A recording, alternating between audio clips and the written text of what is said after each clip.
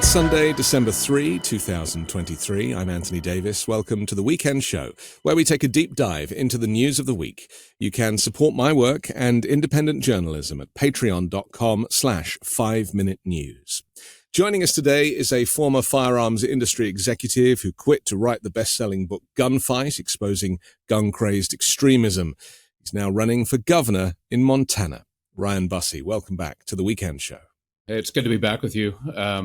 Been a little while, but sure is good to hear your voice again. And we have a crazy week to talk about, so here we are. We certainly do. Now, I find your career fascinating because, you know, you've been on quite a journey and you've gone in multiple directions.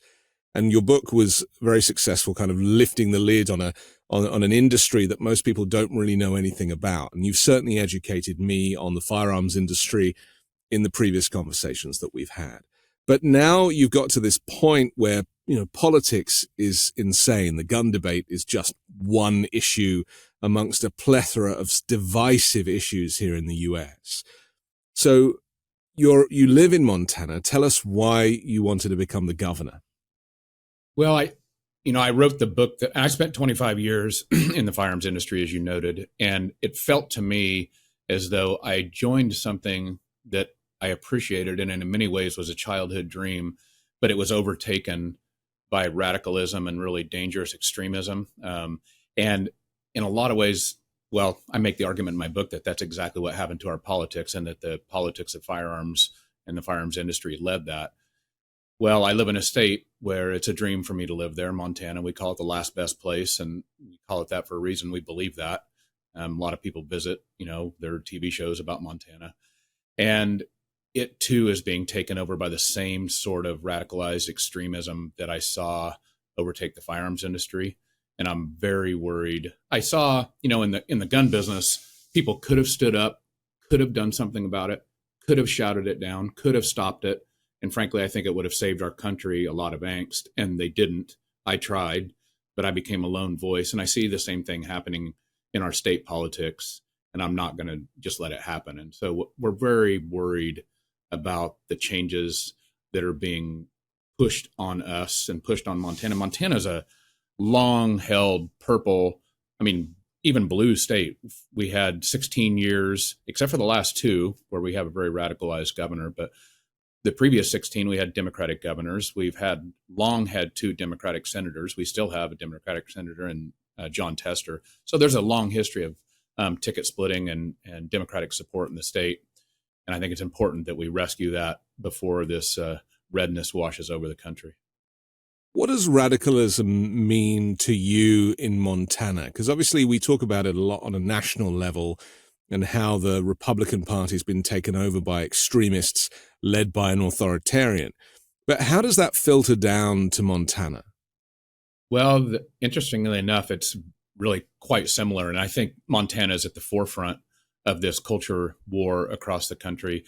The guy I'm running against, Greg Gianforte, many of your listeners will remember, he's the guy that body slammed the reporter when he was running for Congress. And so he doesn't take kindly to questions and press freedoms. And they talk about the First Amendment, but when it's exercised against him, he body slams. He body slammed the guy, Ben Jacobs, writes for The Guardian. He body slammed him simply for asking him questions about healthcare. So you ask now how extremism manifests itself. And by the way, he's a self-funding candidate, spent $7.5 million of his own money to essentially buy the governor's seat.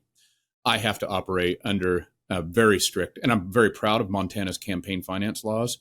The one hole in it, self-funders. So he can fund himself to whatever level he wants. I have to do this at a maximum of $1,000. That's my max contribution. And we are rocking and rolling. But to your question about radicalism, so every little hot button social war thing, for instance, choice, they have made it known that they're going to do everything they can to remove a woman's right to choose. They passed and signed, he has a Republican supermajority. They passed and signed 6 bills in the last legislature to greatly restrict abortion. Thankfully, in our Constitution, we have a constitutional right to privacy, but they are already calling for a constitutional convention to remove the right to privacy because it extends to women's healthcare freedoms. He has a gay son. He funds gay conversion therapy. He flies around in his own private jet. He kicked 105,000 now Montanans off of Medicaid. 30,000 of those are kids. He refused a $10 million federal grant to feed hungry kids over the summer. I mean, I could go on and on and on, but this is, suffice it to say, this isn't your grandfather's or your father's Republican Party. This is a whole new level of vitriol and hate. And it's that vitriol and hate that I find so interesting, that people can be so openly hateful and so openly evil almost, and yet there are still Americans that are prepared to vote for these people. So where does that come from? I mean, is it that, I was thinking the other day about how, right-wing radio over 30 years has brainwashed whole swathes of people, especially in middle America, where they've been told that Democrats are evil. And so they really have lost sight of the fact that they're voting for evil directly in the Republican Party. Yeah. Yeah. So I think you're exactly right. It hinges, that sort of hatred and vitriol hinges obviously on the way that the other side can be demonized, castigated, and the way pejorative sort of pictures can be drawn. And so that's why I think it's important for somebody like me to run. I grew up on a rural farm and ranch. I had a horse 10 years before I ever thought about having a car or a truck. I drove John Deere tractors around in circles and squares. I graduated with 16 kids. The nearest pavement was 10 miles. The little town I grew up outside of was 641 people. I love to hunt and shoot. I worked in the firearms industry, and yet I'm a proud Democrat. I'm very worried about our democracy. I think the Republicans represent the radicalized part of the Republicans. And I don't think it's all Republicans, but I do think there is an overall lack of courage in the entire party. And there's just enough loud radicals to control it.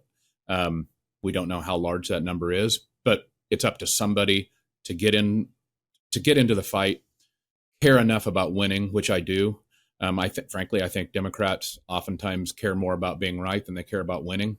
And political parties are for one thing, they're for winning elections. And I plan to do that. And so I think it's incumbent on somebody like me to get in and say, look, Democrats aren't these boogeymen. They're not these evil creatures from outer space. They're not trying to steal and eat your babies. All these crazy conspiracy theories that have been, dreamed up to make everybody, or at least 50 plus 1%, hate Democrats. It's just foolhardy.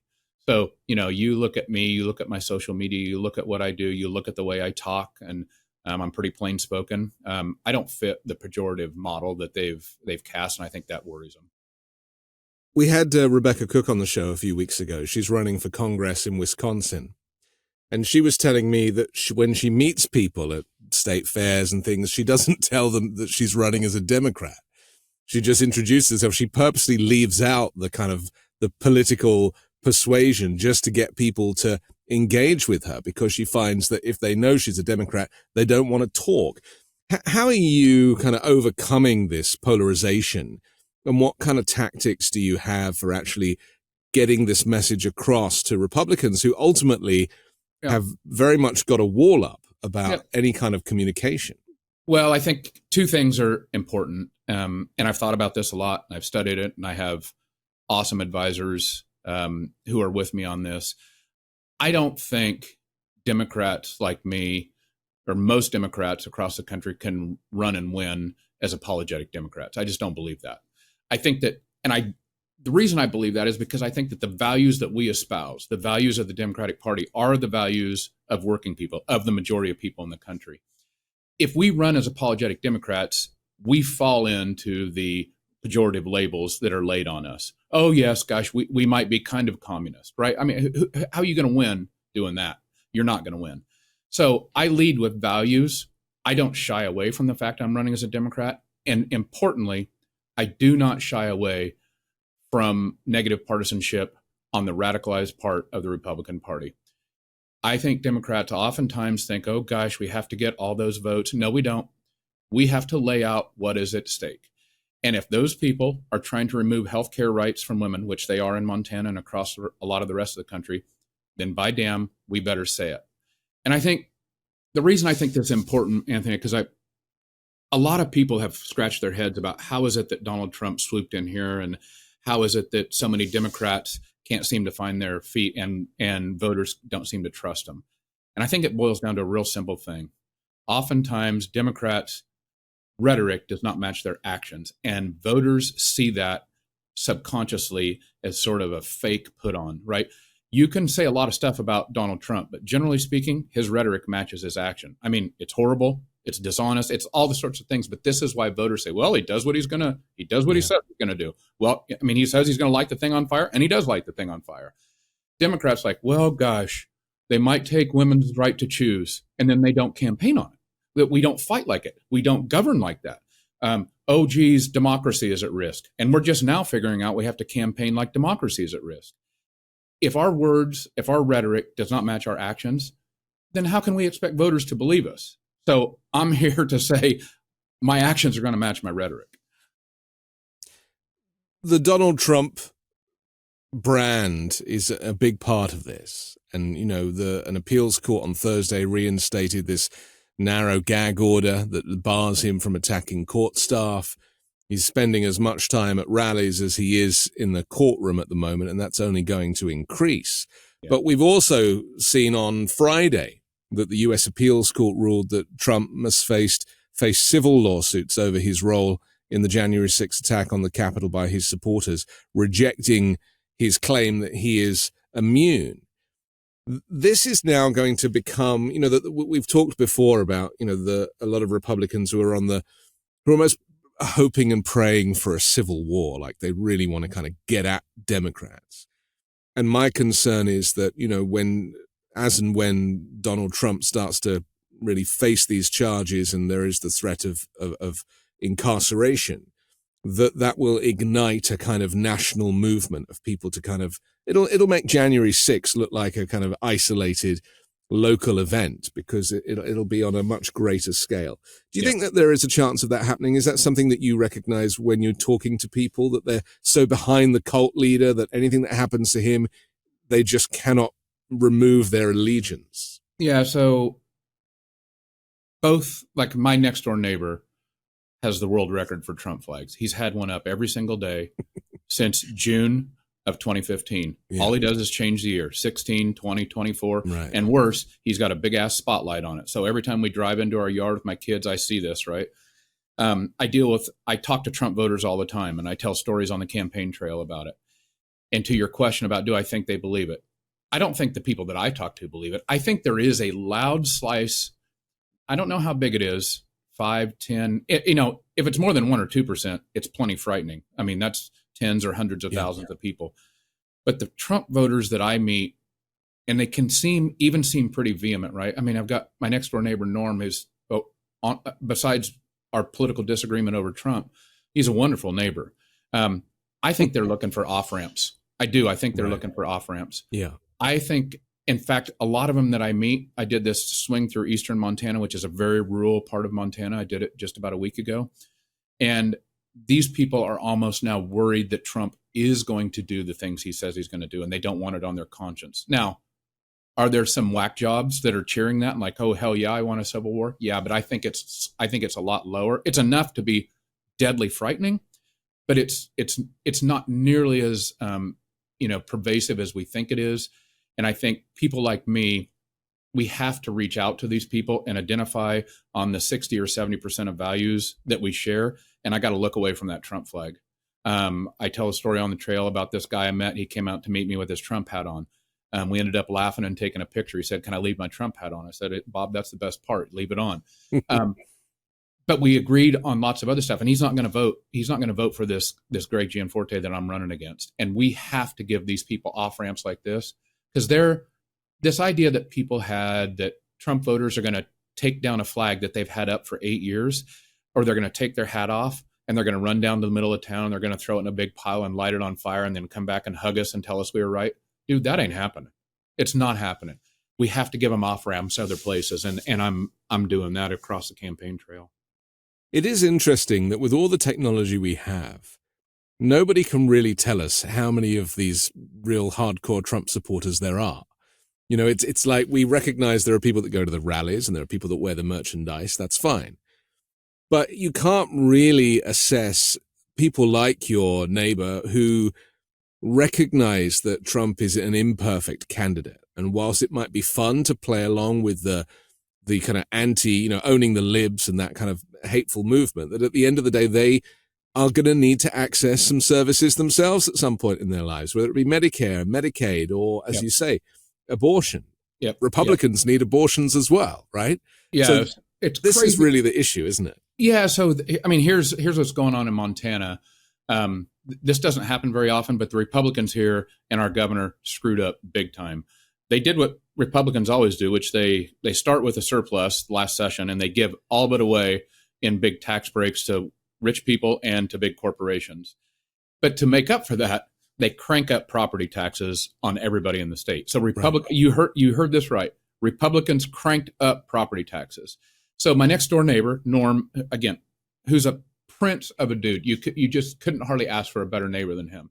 The day after I announced, there's a big story in the newspaper, in the local paper, and I see Norm marching across the yard, and he comes over, I'm mowing the yard, and I turn the mower off. He says, young man, I just want to tell you how proud I am to be your neighbor, how proud I am that you're running for governor, and my property taxes are way up, and I'm mad, and I think I'm even going to vote for you. You see, like, when it comes, that was inside of that flag I was telling you about. Yeah.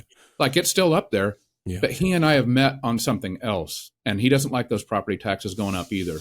And Democrats we're going to have to look away from the flags. I know it's hard, but we're going to have to do that, and we're going to have to meet them on taxes or abortion. And we're winning on abortion. Ohio, Kansas. Well, I was going to say Ohio is a very good example, isn't it, of how that this one issue might be something that men don't think about very much, but women think about it every month. Yeah. If not every day. And so, I really feel, because there were people, when Roe was overturned, there were Republicans thinking, people won't talk about it anymore. And it is such a thoughtless position to take, considering that this is very much a part of of daily life and humanity. And maybe humanity is the word that's often missing from Republican thinking. Well, and I think and here's the thing. This probably was an issue long before. Roe being overturned lit it on fire. Yeah. But even for a little while, you probably remember, like, Democrats are kind of like, well, do we really want to talk about it? Do we really want to say the word abortion? Do we really want to lean into this? Are you crazy?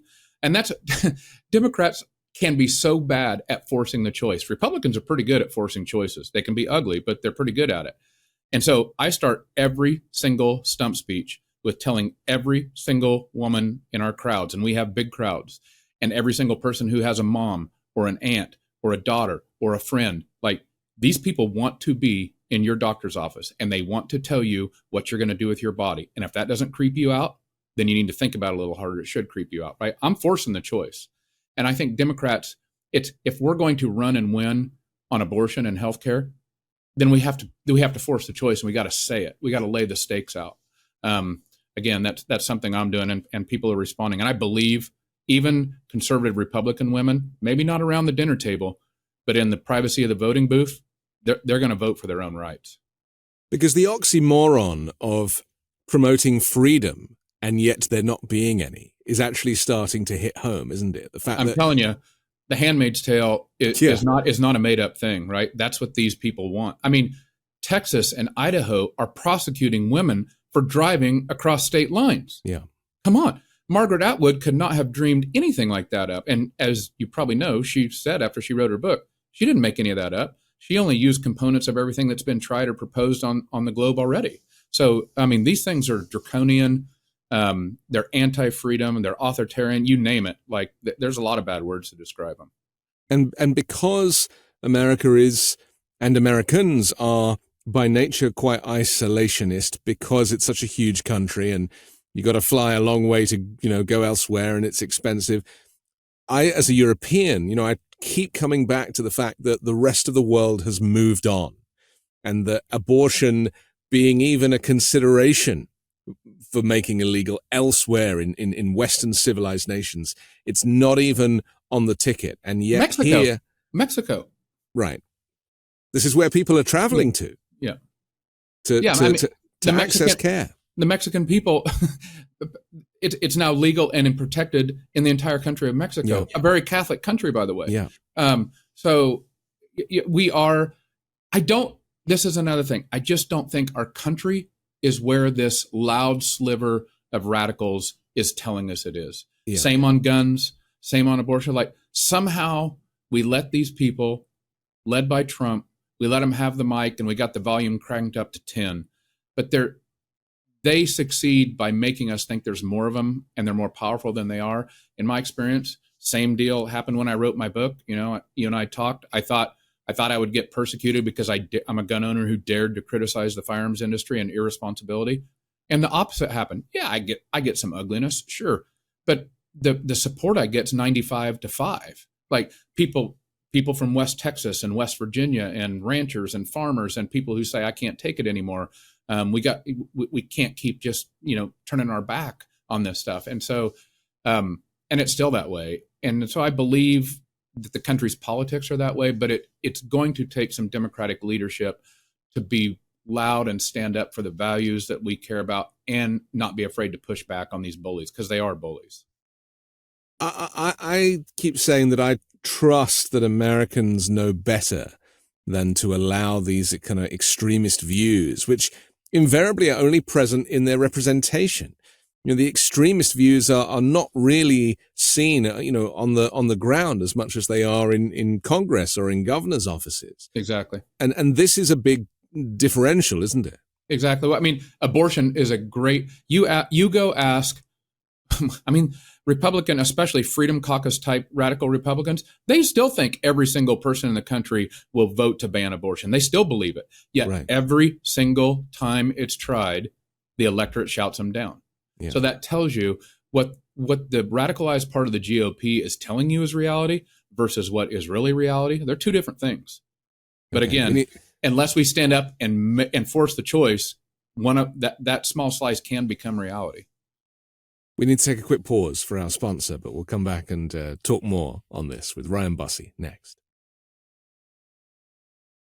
Cold turkey may be great on sandwiches, but there's a better way to break your bad habits. We're not talking about some weird mind voodoo from your wacky neighbour or some sketchy message board. We're talking about our sponsor, Fume, and they look at the problem in a different way. Not everything in a bad habit is wrong, so instead of a drastic, uncomfortable change, why not just remove the bad from your habit? Fume is an innovative, award-nominated device that does just that. Instead of electronics, Fume is completely natural. Instead of vapor, Fume uses flavored air. And instead of harmful chemicals, Fume uses all natural, delicious flavors. You get it. Instead of bad, Fume is good. It's a habit you're free to enjoy and makes replacing your bad habit easy.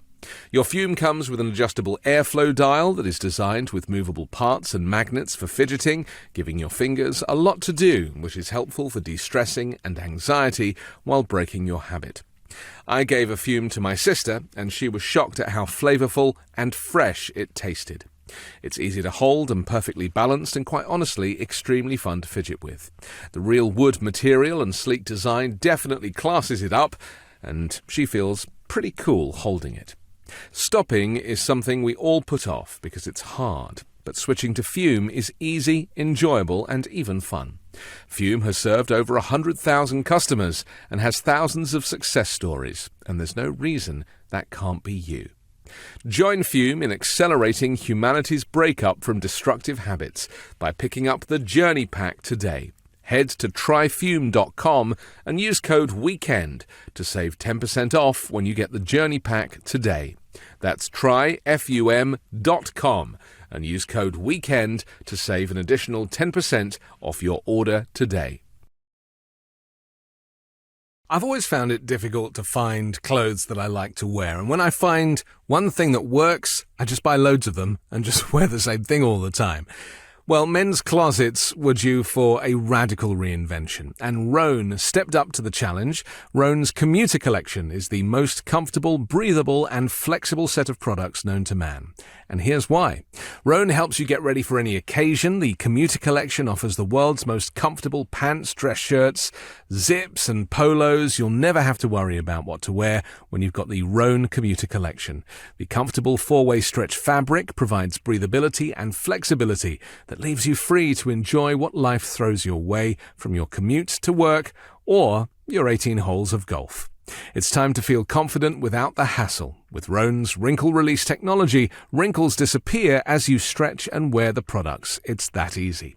And with Gold Fusion anti-odor technology, you'll be smelling fresh and clean all day long. And on top of that, Roan is 100% machine washable, so you can ditch the dry cleaner altogether. I personally love a technical fabric, something that is advanced and uses technology to make a more comfortable and more modern outfit. Now, the commuter collection can get you through any workday and straight into whatever comes next. So head to roan.com/Anthony and use promo code Anthony to save 20% off your entire order. That's 20% off your entire order when you head to RHONE.com/Anthony and use code Anthony, ANTHONY. It's time to find your corner office comfort. Heart health and staying healthy, especially when you have a family that you want to be able to spend as much time with as possible, is so important. We could all benefit from heart-healthy energy, and one of the best ways to get some is by supporting your blood pressure and circulation. Superbeats Heart Chews are an easy and convenient way to support healthy blood pressure. They're plant-based and stimulant-free, so you get a green boost without the jitters. Paired with a healthy lifestyle, the antioxidants in Superbeats are clinically shown to be nearly 2 times more effective at promoting normal blood pressure than a healthy lifestyle alone. Superbeats Heart Chews are incredibly delicious and so much better than any alternative supplements out there. I take my Superbeats Heart Chews each morning. It's really kick-started my morning routine. After taking my Superbeats Heart Chews, I feel like I have more energy and I'm ready to take on the day. Superbeats is the #1 doctor, pharmacist and cardiologist recommended beet brand for cardiovascular health support. It's blood pressure support that you can trust. Superbeats Heart Chews support healthy circulation, so you not only get blood pressure support, you also get productive, heart-healthy energy without the crash. Double your potential with Superbeats Heart Chews. Get a free 30-day supply of Superbeats Heart Chews and a free full-size bag of turmeric chews valued at $25 by going to weekendbeats.com. Get this exclusive offer only at weekendbeats.com. It's the Weekend Show. I'm Anthony Davis. We're back with Ryan Busse, who is running for governor in Montana.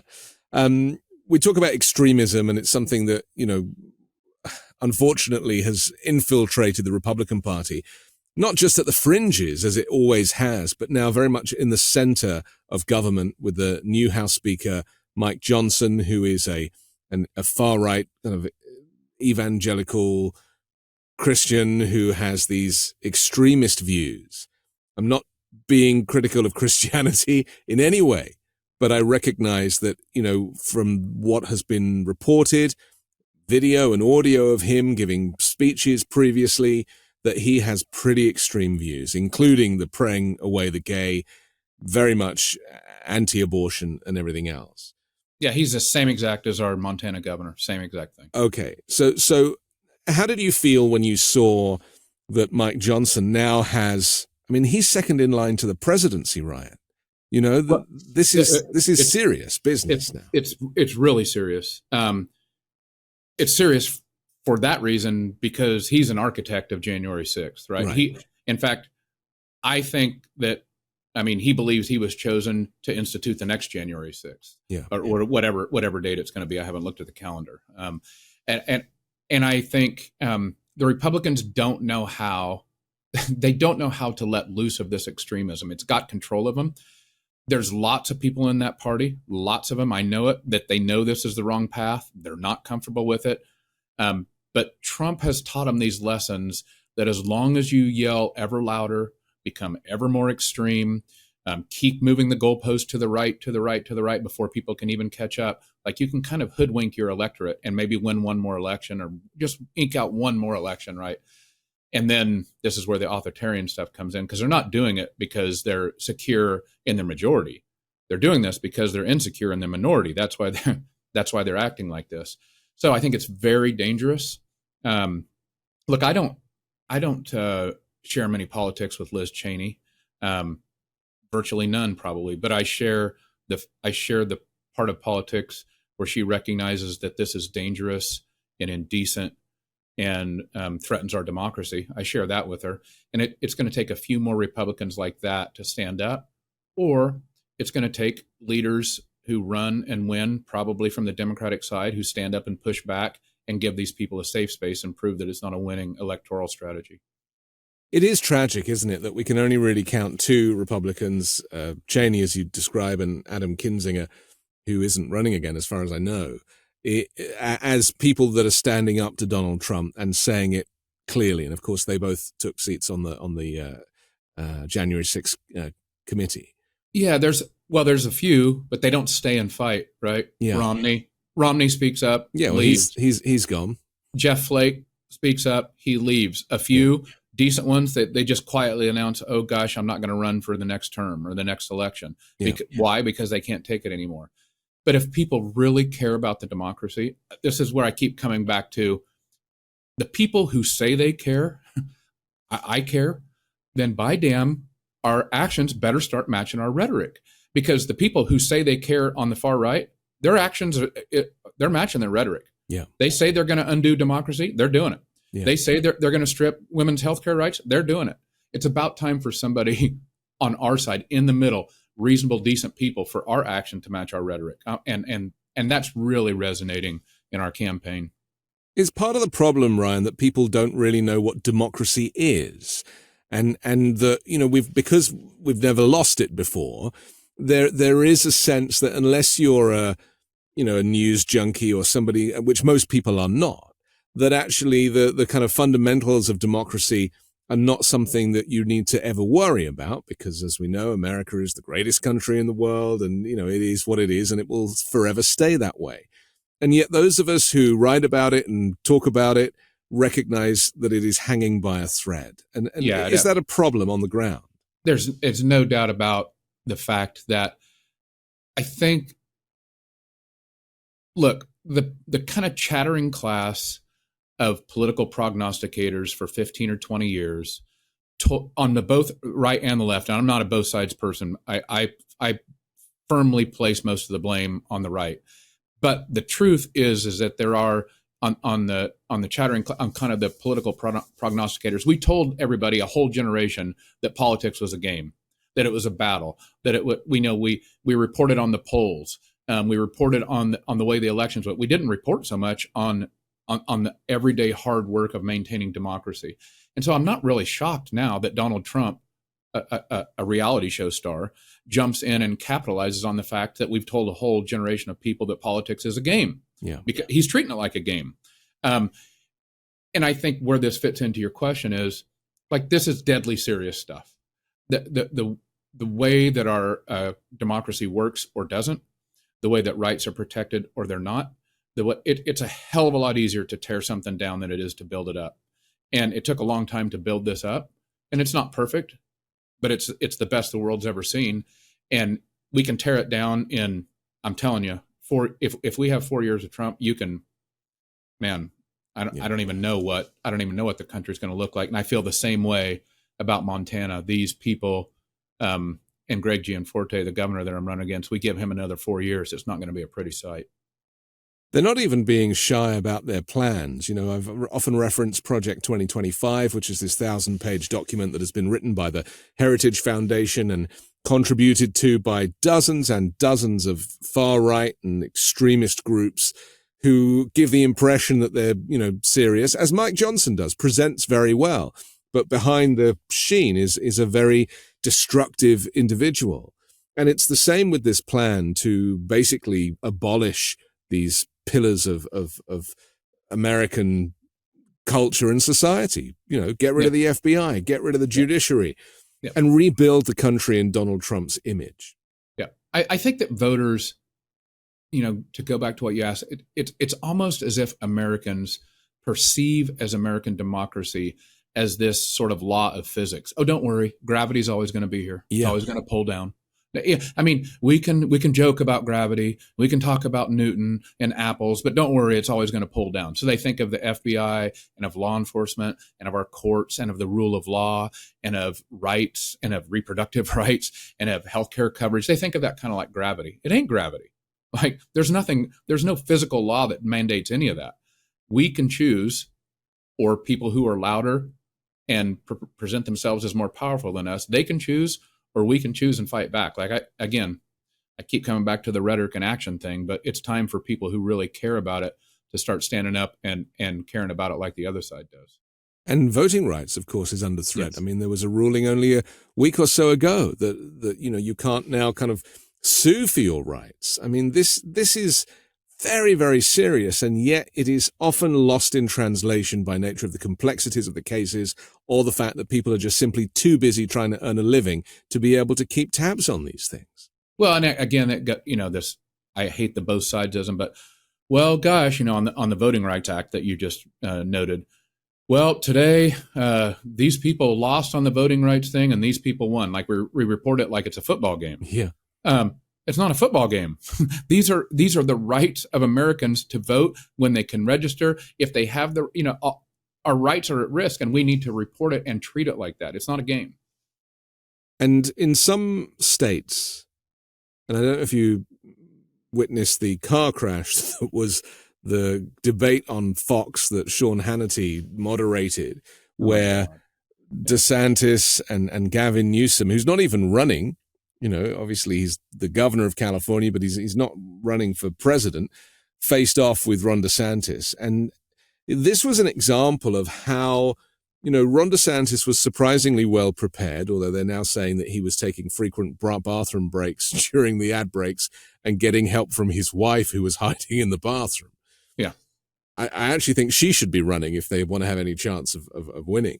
But well, she's obviously the driving force behind she's the driving force, right? But a lot of the rhetoric was, people are leaving California and they're moving to Florida because we have no tax here. And the reality is, if you dig a little deeper, that the cost of living in Florida is so much higher. You can't get insurance for your home, or if you can, the cost is astronomical, not to mention even insuring your car. And yet those things people are having to kind of dig around for, or they don't discover until it's too late and they've relocated. And DeSantis was pretty good at presenting that argument. And unfortunately, Newsom, it was a 2 against 1 because Hannity was also debating Gavin Newsom at the time. So, I mean, how do you feel about this kind of state warfare? Well, it's kind of a joke, and it does kind of go to further Americans' belief that some of this is a game. But I will say this, and I'm not cheering Gavin Newsom. I haven't picked him as any kind of candidate or hero, but I will give him street cred. I will give him some credit for one thing. He's not afraid to go on Fox News, stand up for what he thinks, argue against DeSantis and the entire network and whatever chicanery they were pulling behind the scenes to give DeSantis advantages, including apparently letting his wife be in the bathroom and feed him answers, whatever. At least Newsom will go into the other side, have a conversation with the other side, defend his beliefs. And Democrats kind of, let's face it, they kind of lost the willingness and ability to do that, seems to me. So even if I don't agree 100%, or even if I think this is a little bit of a show, I give it to Newsom to at least have the gall and the fortitude to go make your case. And so you're saying that part of the problem is that Democrats traditionally have gone to a knife fight wielding spoons. If a spoon, yeah. Right. Like Democrats, they go to a knife fight and they unroll their 14-point policy plan. Look at this. Look how smart I am. Yeah. That's not how voters make their decisions. As I think we can see that, right? I mean, literally the Republican platform is literally whatever Donald Trump wants. That's the platform. So don't tell me that 14-point policy plans are the important thing for voters. They're voting on emotion, on narratives, on big picture. Yes, policies have to make sense under that. But I think, to your point, I think we've been going to knife fights or gunfights and rolling out the policy plan, and that ain't cutting it. And part of the problem also is the candidate in Joe Biden is facing a lot of criticism for his age and his cognitive abilities, which are not being questioned by anybody on the Democrat side, but maybe they're not saying that loud enough either, because it's not, even though Trump is also old, comparatively, he brands himself as being 20 years younger. Well, he appears to me that he's. I mean, he does seem to have a certain vibrancy about him. It's not anything that I particularly like, and I will fault the Democrats a little bit. I think this age thing was coming on Biden. Like anybody could see it. In fact, remember we all talked about it when Biden was elected. We said, "Gosh, he's a transformational president, or he's going to perhaps he'll be one term." And like I remember talking about this. Yeah, the one term thing was to get the job done in the moment. Yeah, but the Democrats didn't prepare for term number 2, and so we didn't prepare for term 2, and we knew the age thing was coming. And here we are again, walking into a knife or a gunfight with ill prepared. Yeah. So, I personally, I would love to see somebody like Gretchen Whitmer run. I mean, I think she would be fantastic. I've been a big fan of hers. I'm not, believe me, if it's Biden or Trump, I will be fighting tooth and nail. And I think Joe Biden, he was handed a pretty tough mess. And to pick on him because he stumbles and bumbles, he's always stumbled and bumbled. Yeah. I mean, that's just part of the way he communicates, or sometimes doesn't communicate as effectively. I don't think much of that's changed, but I do think the Democrats have not done a great job of anticipating this age issue, and they've kind of walked into the trap and they're standing in it. And the fact that he also has a very young, vibrant, and diverse cabinet, not to mention his VP. I mean, there is a really strong group there that he could be doing more with. Yeah, I don't like the optics of, well, everybody in DC seems to be too old. I mean, not literally everybody, but the sort of leadership class of folks. I mean, McConnell freezes up every fourth press conference. Trump is old. Biden is old. Most of the senators are old. I think the country is kind of, both Republicans and Democrats are kind of, scratching and fighting and yearning for something a little fresher than what the political leadership is providing them. I think it would be a breath of fresh air if that were to happen. Obviously, I mean, I think the Republicans Trump's going to be the nominee. I just don't see any way that's not going to happen. So we're going to have a couple of old guys fighting each other again.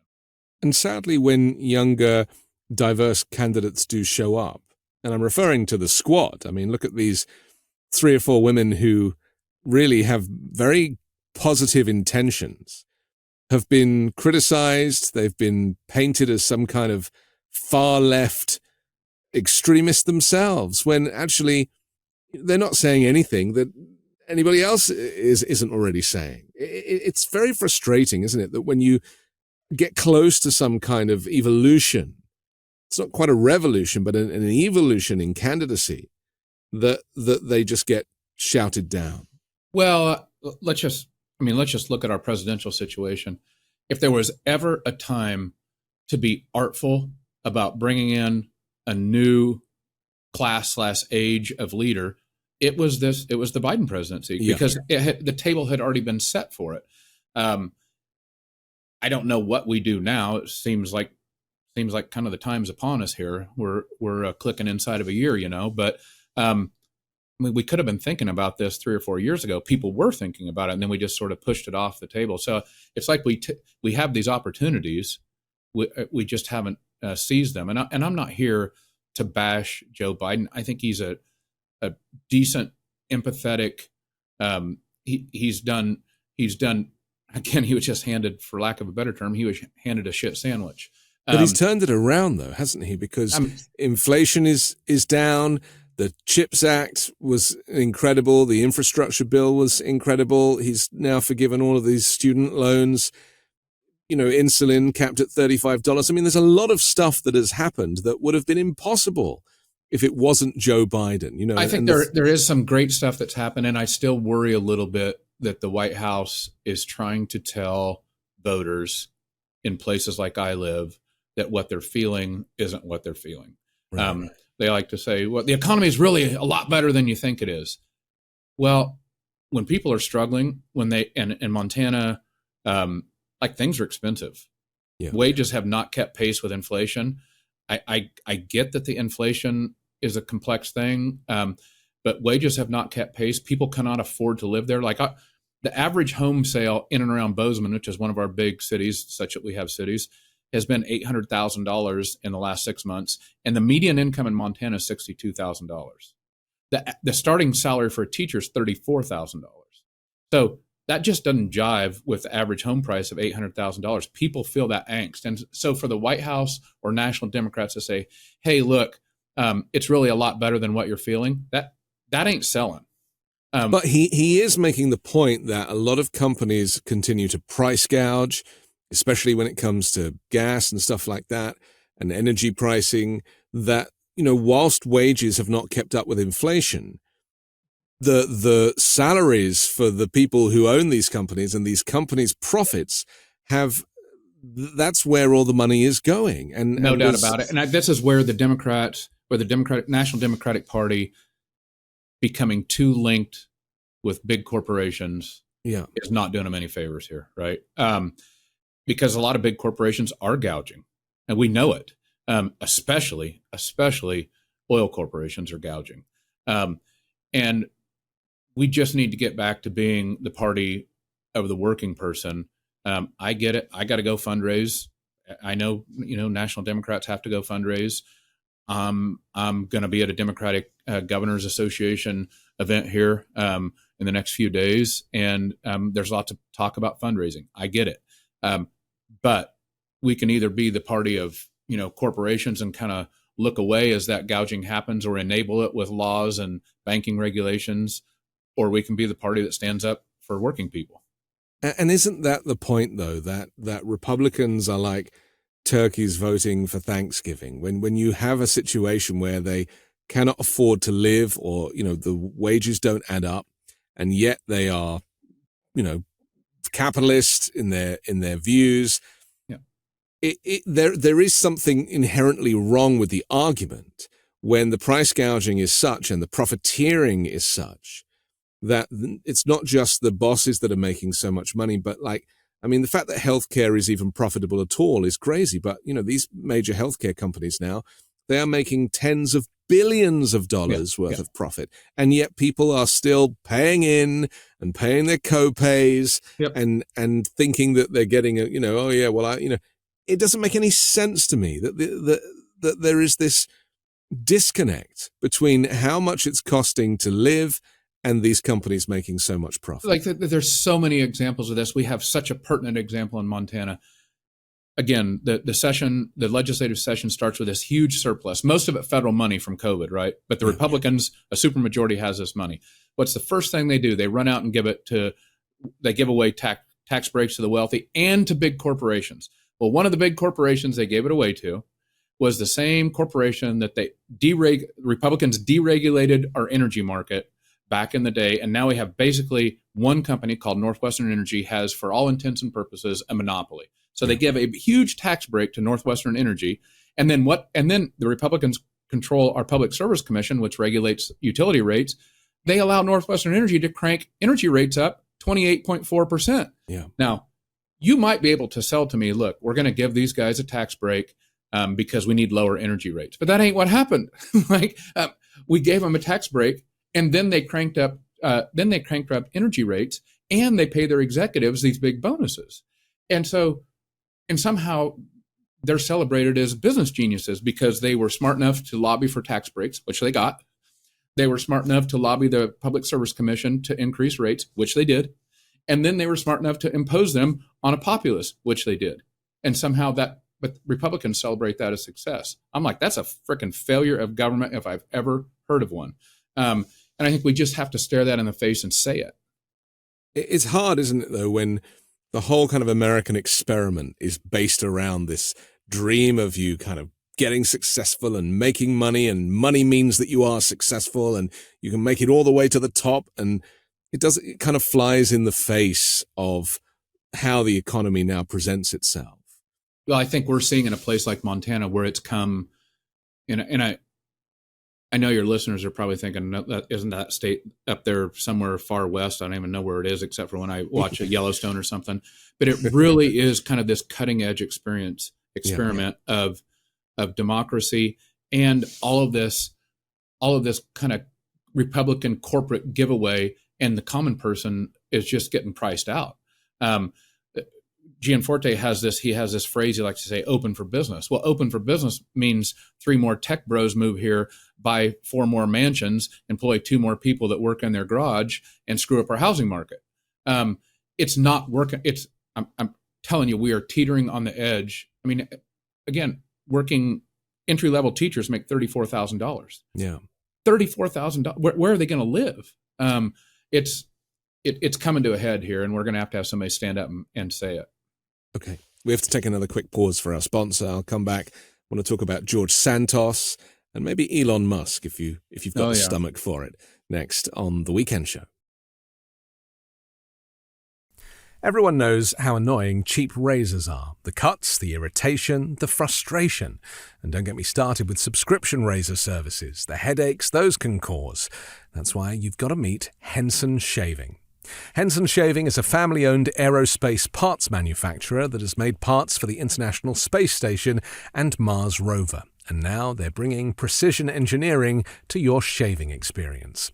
Razor blades are like diving boards. The longer the board, the more the wobble. The more wobble, the more nicks, cuts, and scrapes. A bad shave isn't a blade problem, it's an extension problem. By using aerospace-grade CNC machines, Henson makes metal razors that extend just 0.0013 inches, which is less than the thickness of a human hair. That means a secure and stable blade with a vibration-free shave. And it gets better. The razor has built-in channels to evacuate hair and cream, which makes clogging virtually impossible. Seriously, Henson Shaving wants to be the best razor, not the best razor business. That means no plastic, no subscriptions, no proprietary blades, and no planned obsolescence. The Henson razor works with standard dual-edged blades to give you that old-school shave with the benefits of new-school tech. Once you own a Henson razor, it's only about $3 to $5 per year to replace the blades. My first shave with the Henson razor was incredibly refreshing. The design is sleek, the durability is top-notch. The Henson razor is truly so much better than your run-of-the-mill, quote-unquote, traditional razor brand. And the affordability factor is absolutely game-changing. No more wasting your money on expensive blades. With Henson Shaving, you can get a year of blades for $5. It's time to say no to subscriptions and yes to a razor that'll last you a lifetime. Visit hensonshaving.com/weekend to pick the razor for you and use code WEEKEND and you'll get 2 years worth of blades free with your razor. Just make sure you add them to your cart. That's 100 free blades when you head to hensonshaving.com/weekend and use code WEEKEND. Do you remember your first holiday ever? Probably not, but I bet your parents do, and they have pictures to prove it. Probably a lot of pictures to prove it. But even if they have 1 or 2 on the wall, there's a ton they haven't seen in years. You can put all of those amazing childhood Christmas photos in one place where your parents can actually see them with an Aura digital frame. I gave a gift of an Aura digital frame to my mum. All the pictures were already loaded, already stacked. She was able to reminisce about my childhood and seeing my kids growing up as well. Aura was named the #1 digital frame by Wirecutter, The Strategist, and Wired, and it doesn't have to be just your pictures. In the app, you can add other members so that your siblings and cousins and friends can all upload their own photos too. There's unlimited storage, so you don't even have to fight over it. Visit auraframes.com today and get $30 off their best-selling frames with the code WEEKEND. These frames sell out quickly though, so get yours before they're gone. That's auraframes.com with the promo code WEEKEND.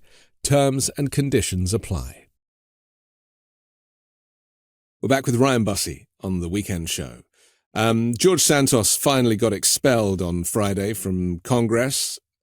The guy was a con man. Everybody knew he was a con man. There was no question that he was a con man. He admitted he lied on his resume, not to mention stealing campaign funds. And I think the final straw was when a fellow Republican congressman had money stolen from his own credit card and his mother's credit card and sent an email around to all the other Congress people saying, you know, this happened to me, it could happen to you.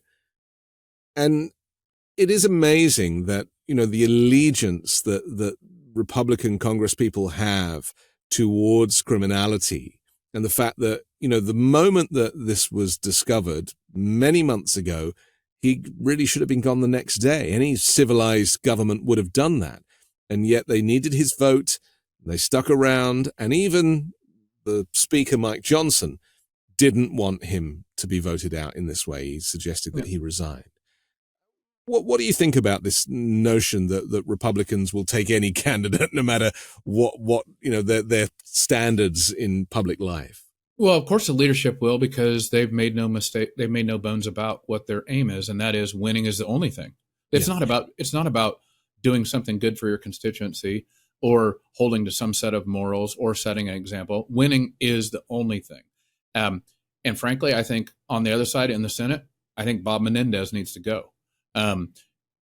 People say he's not been convicted. He's not this. Well, hold the hearing, figure out why we have cash stuffed in jacket pockets, which I don't know about you, but I don't have a lot of cash stuffed in my jacket pockets.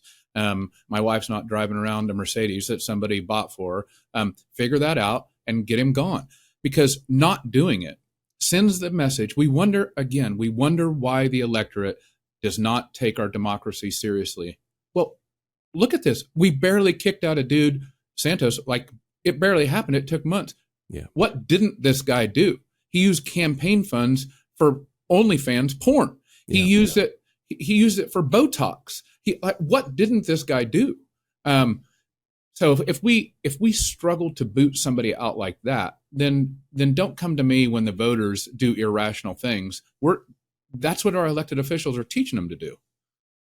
I have a working theory that part of the problem is that there is so much corruption behind the scenes amongst Republican politicians, not to mention their own private lives that are, riddled with inappropriate activity, that when something like this does kind of reach the public conscience, they all kind of keep quiet because they're like, oh, rather him than me. There is this very, very much a double standard, preaching about women's rights and about everything else. And behind the scenes, private life is very unequal. We even saw this with the speaker's wife. She was interviewed and had this very kind of meek presentation that gave the impression that, she was very much in the female role in the home, even talking in a baby voice, which has been widely documented in these kind of extremist Christian environments. That's just weird. I don't even know where that's going. That's some fetish. Yeah, I don't know. But this is my point, is that this is the hypocrisy and the double standard. Presenting this image on the outside of, we are cleaner than clean, whiter than white, but actually behind the scenes, it's a mess. And Santos was just one character who happened to talk too much. Well, think about this. So the same day the Santos news breaks, we have DeSantis's right-hand guy and his wife have now who started Moms for Liberty, which is a rabid anti-gay grassroots organization. Now he is being investigated for sexual battery in a threesome. Yes. I mean, so your point is well taken. Like, let's not turn on the lights too bright, because I don't need them seeing everything that's crawling around here. I think that's what's going on. And we've seen it with these characters who are getting convicted of all sorts of things. I can't remember the name. Is it the Murtaugh family? That's right. Yeah. Who there's a Netflix documentary about them. Again, very upstanding in their district. The family of lawyers, very much have law enforcement, under their belt, and yet it turned out that they were the worst criminals in the village. And man, yet, you pull back the sheets, it's just seedy, seedy. And I was watching much of the court case stuff, which was being televised, and it was shocking to hear what was going on. But what interests me was their public face for so long. Was that kind of perfect, the white man and his perfect family and that heritage, the father and the law offices and stuff. And I was like, wow, how many other places is this type of activity going on in the US? Yeah, well, again, I think that has become this veneer of Republican politics where appearances are one thing and actually everything else below it is another thing. Right. And the only way you can maintain that is to ever increase the level of vitriol and radicalization, because you need the conversation to be louder and more energized all the time. Otherwise, people get kind of deflated and they stop and look around, like they do turn on the light, right? And they're like, "Oh man, shit's crawling around on the floor." And that's why this show has to keep. You notice, just I don't know if you can stomach it, but just watch Trump's social media. Like it gets worse by the minute, by the minute. Yes. He was claiming that Judge Engoron's wife had a Twitter account and was posting this extremist material.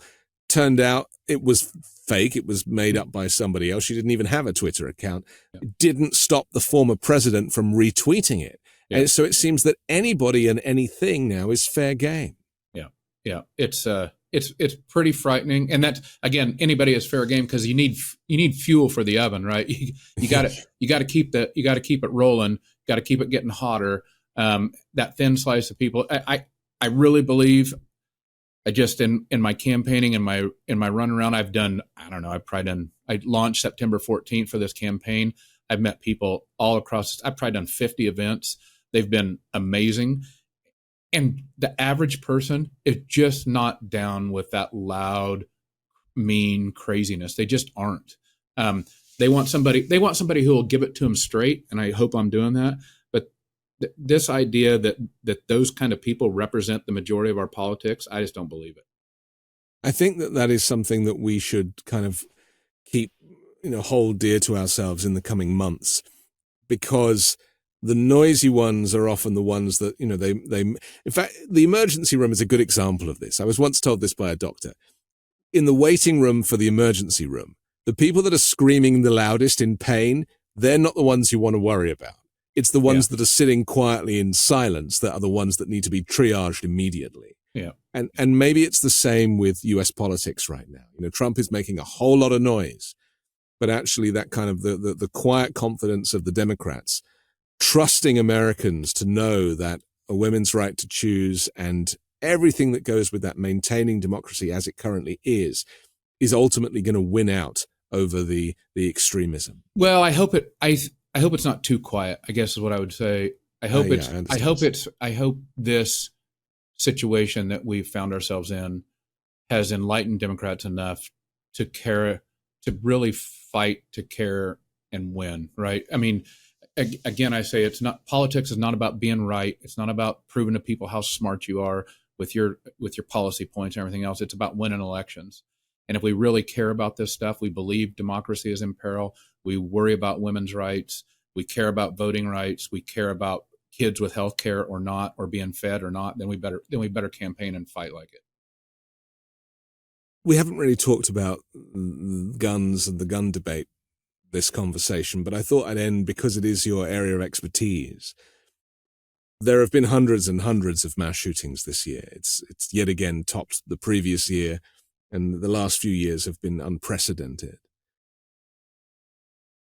And yet I'm not really hearing the kind of gun safety legislation being part of anybody's manifesto going into this next election. Do you think that it's got too quiet, or is it just too much of a divisive issue that politicians are staying away from it? I think, and I tell a lot of people this when I speak on the subject, I think guns and the gun issue is kind of indicative of how our democracy will go. And the reason I think there isn't much being done on it is because it's a huge, complex, troublesome, fraught, energized, nasty thing. It's in the middle of the partisan battle. I think it is the sort of central beam in the radicalized Republican world. They know that if it's toyed with too much, the whole house is going to fall down. And at the same time, like, there really isn't anything else like this that has the ability to so immediately impact another citizen's right to life, liberty, and pursuit of happiness. Like, it's right at the very forefront of our democracy. And I think we're going to figure out how to deal with this and make things marginally better. There is no fix. We've got 425 million guns in the United States. We're not going to be a country that doesn't have guns. I own lots of guns, but we have to balance our responsibility with our freedoms. And we're going to figure out how to do that in guns and make things marginally better instead of making them marginally worse. Or it could be the thing that helps undo the democracy. So I really think the reason it's not really discussed a lot isn't the forefront. It's just so freaking hard to deal with. There are other things that are a lot more simple, and they're a lot easier to talk about, and so they get more airtime. But I think this one's pretty important. Do you think the US can ever really be described as a civilized society whilst there are 420 million guns in circulation, where abortion has been banned effectively in many states, where healthcare is unaffordable? Is it getting to a point where healthcare is for profit and therefore unaffordable? Are we getting to a point where you can't hold the US up as one of the kind of great free countries and celebrate its democracy and its civility by nature of the fact that these things are just baked in, not to mention racism and everything else, the anti-LGBTQ plus sentiment that is very much bubbling, under the surface? It is. Well, there's a lot in that question. Do I think that the United States can, well, first off, a United States and a democracy like ours, with the rights that we have decided to grant ourselves through our Constitution to all citizens, it will never be a perfect country. It will never. And so when I speak, there's a lot of angst typically in an audience, and a hand will go up and say, like, Ryan, how do we fix this? Yeah. Well, there is no fixing a country like ours. What there is are decent, reasonable people that work to make it better instead of work to make it worse. And on guns, do I think we can do that? Absolutely, I think we can do it. But we can't do it if responsible gun owners turn their backs and pretend that it can just keep going like it is, and we don't seem to care about kids in Uvalde being killed, or grocery shoppers in Buffalo being killed because they're black, right? I mean, lots of things that work there: race, guns, class, all sorts of things going on there. We can be better than we are. We shouldn't hold ourselves up to be perfect, but we can damn sure be better than we are. And the truth is, the 425 million guns, most gun owners are responsible. If they weren't, we would have, there would be no country on earth. We would already be in the most unbelievable bloody civil war you've ever seen, because there's plenty of guns out there for that to be happening, yet it doesn't. What responsible gun owners need to stand up and say, okay, and let's make sure that the dangerous stuff around the fringe doesn't make things worse. I think that can happen, but it's going to take people calling on it to happen. And the messaging is so important, isn't it? How do you think Democrats should respond when Republicans say they're trying to take your guns away? I mean, I think they should respond like I do, which is, I own lots of guns. I want to continue to own guns. I believe I have the right to defend myself, and I care about my fellow citizens. And so I think we have to balance it's not about taking people's rights away or their property away. It's about balancing responsibility with freedoms. And there's no right in this country that's going to work if it's not balanced with responsibility. Speech doesn't work that way, and our gun rights won't work that way. And so I think Democrats need to focus on that balance of and responsibility, right, is a conservative word. This is something that the conservative side of the aisle has always wanted to own, these terms like decency and responsibility and these things. I think we should speak in those terms, and we should lean that way. I'm not about taking anybody's guns. I tell people I'm not anti-gun. I'm anti-asshole. And who isn't, right? Who isn't? So let's figure out where we agree. I suppose a lot of gun control activists have been pushing people to talk about gun safety rather than gun control. Control is, it's a word that is divisive, and yet gun safety is more common sense. Is that a good place to start? Yeah, I think that rhetoric is much more useful. And the way I speak to people is, in terms and in stories that they identify with. Republican moms don't want to drop their kids off at school and worry about whether their kids are going to come home. Republican moms and dads don't want to worry about that any more than Democratic moms and dads do. And so let's go to where we agree. Responsibility, red flag laws, like this main thing. There were so many things, quote unquote, red flags that were missed. So we have systems that would have stopped that guy. We dallied around in some of them. The cops knocked on his door a few times. They didn't make contact with him. They did. So we kind of know what to do, yet we don't fully institute it and we don't fully fund it. So if we had a stronger red flag system there would be 18 people still alive, probably, including maybe the shooter, and lots of people who were injured, because we knew what to do. It wasn't taking anybody's guns away, and yet we didn't fully institute it and fund it. And I think there's a lot of stuff we can do like that nobody really disagrees with. I drove past my local gun shop the other day. It's a huge independently owned gun store in California. And every time I drive by, I mean, I haven't got the confidence to get out of the car and go near it, but I just wondered, what is the thinking, if it's possible to describe, of people who own these types of stores, who are obviously very much into their firearms, to actually, especially in California, to want to work with the government to enact either red flag laws or gun safety legislation, because a lot of it stops in the store, doesn't it? And with store owners. So there's a wide variance of firearms retailers across the country. Some of them are very troubled and are always conscious. And I think most of them do they really do try to do their level best to obey the law as it's written. Some of them, though, are starting to buy into this sort of Civil War mentality, like you must do this because you must be ready to kill your fellow citizen. That, I think, is very, very dangerous, very frightening and dangerous. But let's just say it's you, right? And your neighbor is threatening you and your family every night. And you go to that gun store and you ask the gun store owner, I don't know what to do. These people are going to kill my daughter. And in that instance, right, that gun store owner is helping you out. And I'm thankful. You might save your daughter's life or your life. And a lot of gun store owners see themselves like that. And a lot of the gun sales go down like that. Not all. Some of them are bad and irresponsible, but a lot of them are like that. And that doesn't have to be a bad thing. That can be an empowering thing, as long as it's balanced with responsibility. We have to finish in a minute, but I just want to finally talk about Elon Musk, because he launched the Cybertruck 3 years too late, a couple of days ago. Famously, it's now bulletproof, and they showed someone shooting at it and putting just little dents in the door, and he was saying, because he did the launch, the presentation, and he was like, in the movies when you see people shoot at doors and people hiding behind car doors, it doesn't work. The bullet goes right through. Well, with this.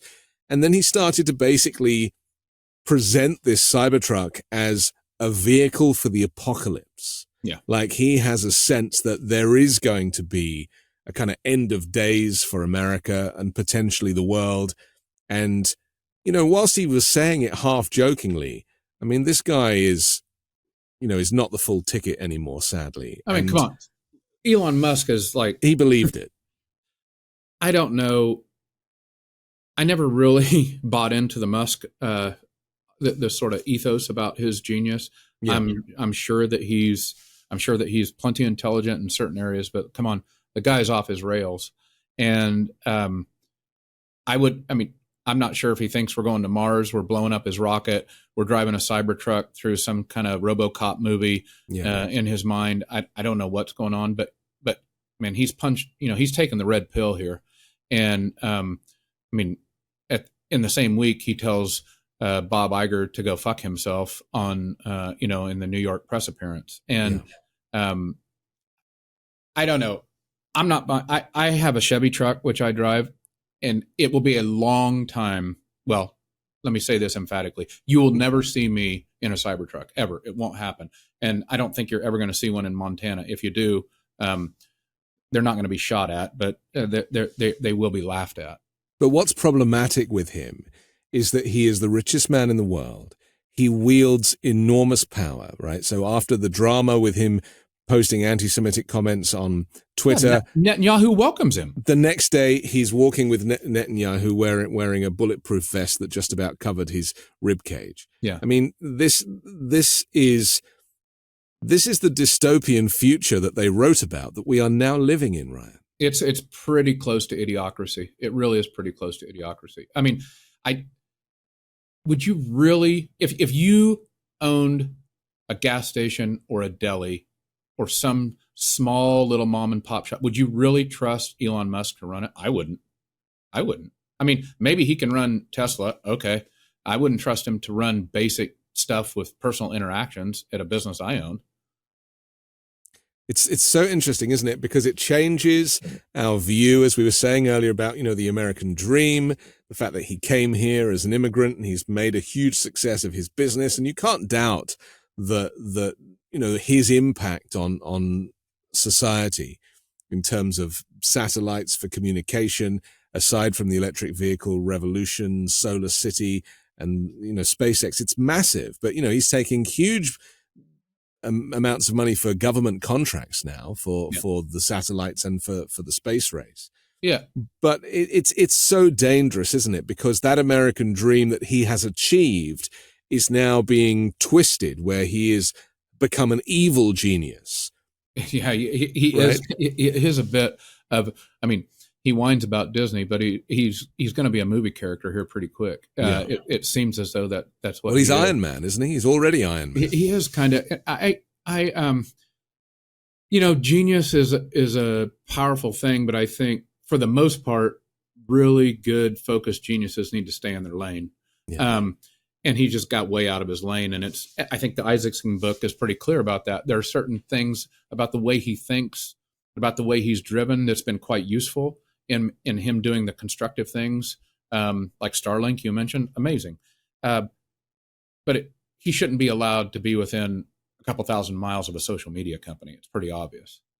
And of course, Neuralink is the next thing, where you're implanting the microchip into the brain. I mean, it's almost as if you need to have that kind of autistic mind to prevent you from thinking this can't be done. Yeah, I mean, you do have to give people like Elon credit for head down being so determined. They just fight through it and do it. But it's just gone way too far, and it's so destructive now. I mean, the way he is influencing anti-Semitism and just general hate and trolling, and I mean, let's face it, Twitter or X or whatever he's going to call it next week, it's turned into a pretty dark place now. And sadly, it also means the loss of the town square. There are so few places to have conversations, political or otherwise, and you don't spend $44 billion to buy something like that isn't even worth a quarter of that, unless you have an agenda, political agenda, to silence true democratic political discourse. And I think you hit on it. I recognized early on when he started this Twitter thing, I'm like, look, he hates real democracy and exchange of ideas, and he's going to tear it apart, and he is tearing it apart. I didn't want to end on a sour note like that, but I feel like we have to for time. But I recognize that, it is uniquely America that gives people these opportunities. Yeah. And, Putin just banned LGBTQ plus protest in Russia just a couple of days ago in a closed door meeting. And that is my fear for the US, is that characters like Musk and the rise of Trump and the rise of authoritarianism will take away those types of rights. So I think you're right. And I'm not going to let you get away here. I'm going to rattle off my campaign website, but there's hope. Do it. Because we're going to change the way democratic politics is happening. We're going to beat a Republican incumbent governor. And when we do, we're going to shake the country. Over 1.5 million people have already viewed our launch video, which is amazing. Like, top tier Senate races get a couple 100,000 views. Our launch video went nuts, and it's just like a Tuesday with our family. But you can see it all at Busse, Busse for Montana, just all spelled out, busseformontana.com. Would love you to join up. It's pretty exciting. And I really really appreciate you having me on, and I really appreciate you caring about the country and the democracy. Thanks, Anthony. Thank you, Ryan Busse. I'm Anthony Davis. Don't forget to support me and independent journalism at patreon.com/5Minute News and download the daily 5-Minute News podcast. You can hear me tell you what's happening in the US and around the world while you make a morning coffee. Join us next week with a brand new special guest, 3 more factual news stories to discuss on the 5-Minute News Weekend Show with Midas Touch.